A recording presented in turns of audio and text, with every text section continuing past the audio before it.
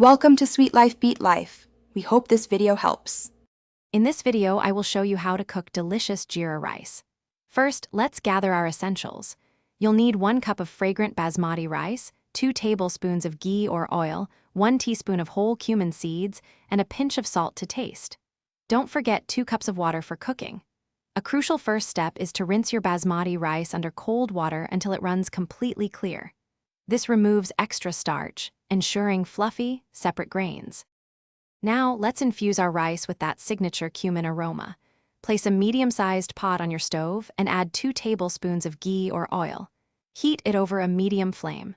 Once shimmering, add 1 teaspoon of whole cumin seeds. Sauté them gently for about 30 seconds. You'll notice them crackle and release a wonderful, nutty fragrance. Be careful not to burn them, as this can make the rice bitter. With our cumin seeds fragrant, it's time to add the star of the show, the rice. Carefully add your thoroughly rinsed basmati rice to the pot. Stir it gently for about 1 minute, ensuring every grain is beautifully coated with the aromatic ghee and cumin. Next, pour in 2 cups of water and add a pinch of salt. Bring this mixture to a rolling boil over medium-high heat, preparing it for the final cooking stage. Once your rice mixture is boiling, reduce the heat to its lowest setting.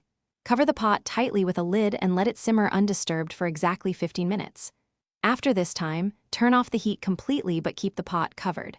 Allow the rice to rest for another 5 to 10 minutes. This step is crucial for perfect texture.